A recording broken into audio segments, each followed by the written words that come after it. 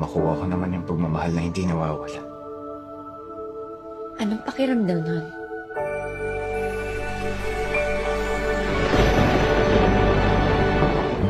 Kaya mo ba nung may mag-aalaga sa'yo, yung may magmamahal sa'yo? Kaya ko naman mabuhay mag-isa. Walang nasasayang sa pagmamahal, tandaan mo yan. Yung apo kong si Bocho. Siguro magkakasundo kayong dalawa. Good morning! Freshly baked bread! Kasing fresh ko, pampatamis ng ngiti sa umaga. Anong tiniting-ting mo dyan?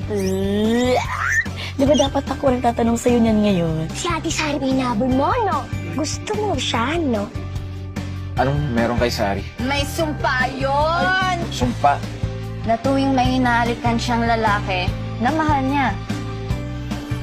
Nawawala. May ganun ba talagang pagmamahal? Yung hindi nawawala? Yung hindi kayo iwan kahit anong mangyari? Pero natatakot na. Hindi ba sapat yung pagmamahal ko para mawala lahat ng takot mo? Sari, nandito lang ako.